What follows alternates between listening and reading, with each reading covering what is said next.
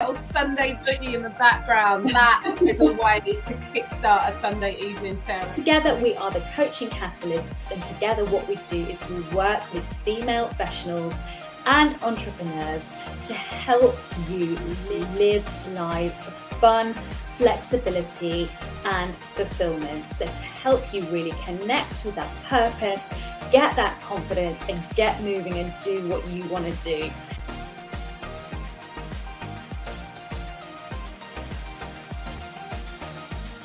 Where are you learning? Where are you growing? Where are you changing?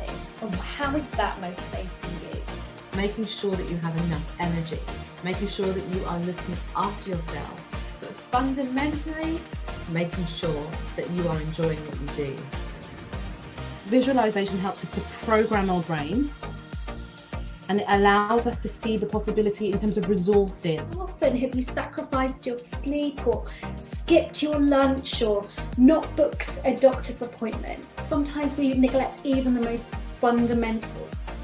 Perhaps we need employers to be offering some greater flexibility about working hours, especially for manual workers, so they're not having to work during the hottest parts of the day. And what I really like is that it's not just the business coaching that you guys do, you also do sort of the life coaching side of it as well. So you appreciate that us as people will get so much more out of our business if we get so much more out of ourselves. It's just been amazing. I've loved everyone who's been here. I've loved all the talks. It's been so good. I've just loved, having the space to kind of dream and just allow myself to kind of think bigger than I ever have really. And now I'm reaching my top goal, which I didn't think I'd be anywhere near. And I think without the support of Rebecca and Sarah, I really don't know if I would have got to that. When you show up, when you interact, when you take action, you see the results of that work. I really enjoy you guys and how you coach and what you do with us. So yeah, thank you.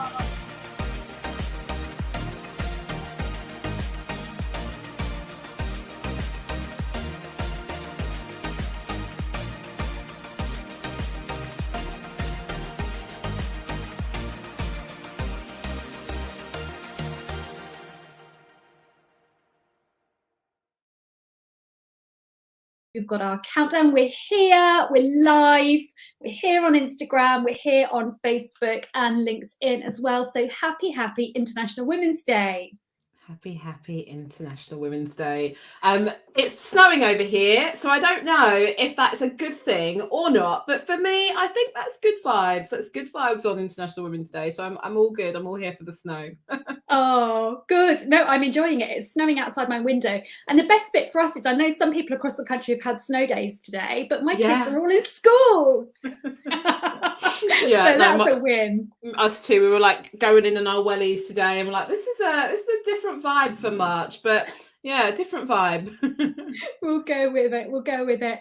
Hey, we've got Inzira here on Insta as well joining us. So great to have you here. And if you're joining us on Facebook, come and make sure that you come and say hi there in the comments. We'd love to see you over there as well. So let's get cracking with our International Women's Day live. What are we going to talk about? Well, first of all, what International Women's Day is. Then we're going to talk a bit about equity and equality, what it means for us. We're going to share our pledges with you, and we're going to talk to you about how we're going to continue that work through our Catalyst work. We've got Nilamar joining over on Facebook, so welcome there. Great to have you. So let's get started. So first of all, International Women's Day. What does it mean? I think I'm always throwing questions at Rebecca, so I think I'll go first and then let you interrupt me. It's okay. So the first time I encountered or experienced International Women's Day was when I was living in Italy, and in the south of Italy. At the time I was living there, so a good 20 years ago now, but the women didn't have the same rights as men in that society. They still did a massively disproportionate amount of the domestic work. They didn't have freedom to kind of go out and about and live life as we do. I remember one of my Italian teachers saying to me, I really envy the intellectual freedom that you have as women in Britain. And I was like, wow, this is Europe. like in whenever it was 2004, and yet there's still so much work to do. But in Italy, they have a beautiful festival where they have yellow mimosa flowers. All of the women gift each other mimosa, and all of the women go out and they go on like basically a massive girls' night out, like the grannies, the kids, the women, and they all go out together and have like the best time. But it's not kind of a normal thing, like to just go out as a group of women in the way that maybe we would here in the UK. So it really raised my awareness. I was like, wow, the privilege that I have as a woman doesn't exist everywhere. That was my first sort of encounter with, okay, what's this thing about International Women's Day? And Nilamar, I saw you posting something earlier on Facebook about your experience in Ukraine as well. So I'd love to hear about that in the comments. Rebecca, what about for you? When we talk culturally and we look at many cultures around the world, and we were having a fantastic conversation with one of our Catalyst members about what was going on in like the Middle East as well, in terms of women and women's rights and entitlements. Like, you know, I think for me, coming from a household of African descent, learning about the role of women through my parents' lenses and through like generational conditioning as well, like what's been happening and how they've been brought up. I learned a lot growing up on how I wanted to be. And that's really important because I learned how other people were being in their homes, in the workplace, within my own home, within my own family establishments. But I learned about what I wanted and what I needed as well. And I think we are both very similar. Like, we need growth and challenge, and we dream big, you know, and our place isn't just in the kitchen, like looking after the kids. Like, we want and need more. And so as a young person growing up and like exposing myself to like looking at other people's experiences, looking at other people's ways of being, I think it empowered me to know, right, like I can make my own choices. I can think for myself. I can navigate my own life, my own trajectory. And so entering into womanhood, I made that a real conscious like choice, like, and grateful for the opportunity that we have in this country to learn and to grow and to develop. And then I started to notice like these glass ceilings of women kind of getting into leadership and management and exec roles. And I was like, oh, there's still some work to be done on those barriers. And I'm like one that keeps trying to push through. And I'm like, yes, like, I'm not going to know my place. You know, I'm going to keep pushing through. So I think my introduction to women and International Women's Day, I think, has been like a childhood process. One thing I want to acknowledge here is there's a lot of talk on social media around the people that set the tone for International Women's Day, the organisation. I don't know if you've seen a lot of conversations around that. And I was looking at who runs and who sets these themes. And for me, and this might be really controversial, but for me, the theme is important. The argument here is, yes, we should be celebrating International Women's Day. It shouldn't just be one day that we do it. But if this one day is going to give us the platform to make change elsewhere, then let's take this platform and run with it. And also for me, the message is important. Whether it's equality, whether it's inclusion, whether it's women's rights, like the messaging and the intention is important. So I just want to acknowledge that, like, we're here today to use this platform to educate, but also to inform ourselves. And so, yeah, that's where I'm going to leave it at the moment for that. Really interesting. I agree. I think this is a really important day for us to be having these conversations and thinking about the messaging. And I also agree, and it is controversial, but I know that there's a lot of big corporates out there, big corporations paying lip service to International Women's Day today, and yet haven't addressed the issues with gender pay gap. So, yeah, as the suffragette said, right, it's deeds, not words. And okay, you know, we're all about the words here, we like to talk, but actually today is really seriously not just a kind of nice fluffy day about celebrating womanhood. It's about being serious about committing to action. Yeah, perfect. So we've spoken about like what it is, where it comes from, and like our exposure to it. I think probably the next step is to talk about the theme. Yeah. And so to talk about like what equity actually means, and then also to discuss as well like the differences between equity and equality because of the interrelationship between the two, but also the misunderstanding between the two as well. So what does equity mean to you? I'm going to throw it at you first. Thank you. The first thing for me, the first sort of place in my understanding then is to think about, okay, well, what does equality mean? Well, equality means treating everybody the same. And, you know, like that's kind of sounds obvious, right? Well, of course, everybody should be treated the same.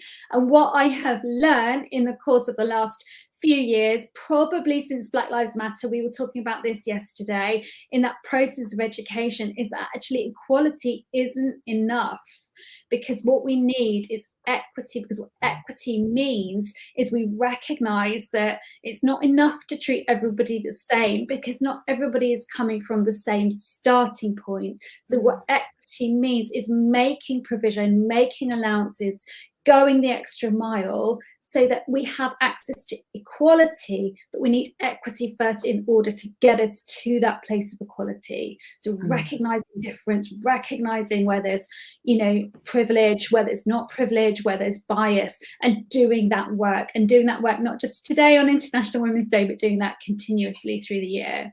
Every day, like every day doing something, even if it's just engaging in conversation, even if it's just reading something, even if it's just sharing like our opinion and our thoughts, or just being inquisitive and inquiring. That's a perfect like definition of what it is, Sarah. And I wouldn't even like, if I was to add anything to it, I think for me it would just be around accessibility. Yeah.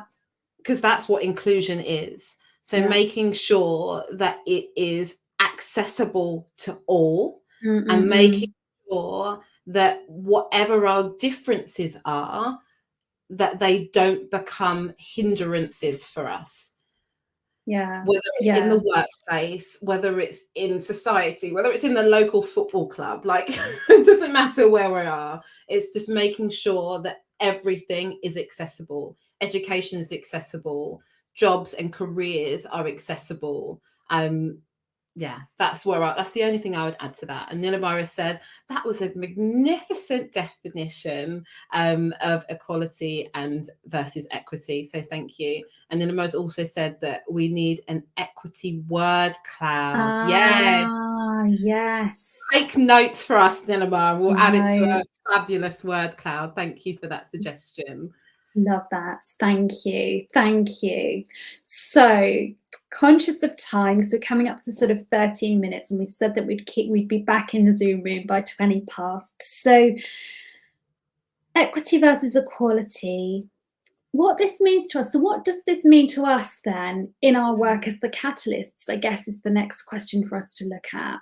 And I think being open here with everyone, Sarah, because that's one of our highest values. We looked at our business a couple of years ago, didn't we?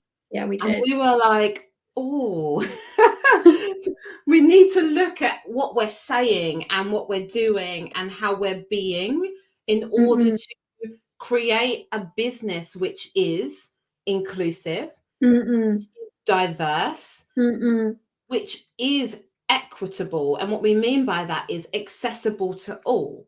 Yeah. And so doing this live for you guys, like with no cost involved, there's no lead here, there's no buy-in here, like we're here for you to educate and support you in this journey.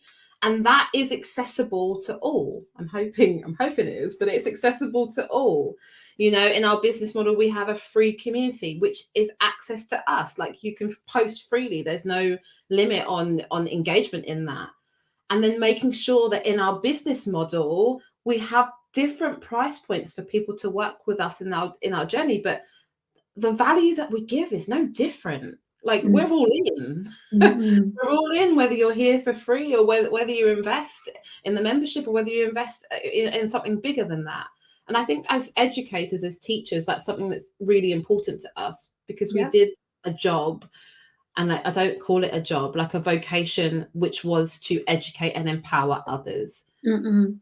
So what are we doing about it? We're making sure that we're very conscious within our business model that it is equitable. And then outside of that, we're making sure that we have regular conversations with each other, no matter how uncomfortable they can become, Sarah. Let's talk about it. We unpeel the layers in our Catalyst directors meetings around what is going on for us in our coaching, what is going on for us in our supervision, what is going on for us in our partnership.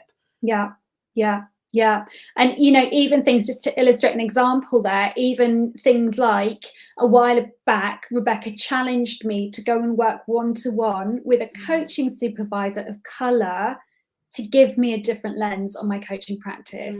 And things like that, nudges like that in the right direction, have been really, really beneficial in helping us to have better, more honest conversations, and therefore to do better, right, in our business, in creating the equity, creating the diversity that we want to see. Now, it's a work in progress, like it's a continuous journey, and we're probably just at the beginning, really. But let's acknowledge what we've done so far.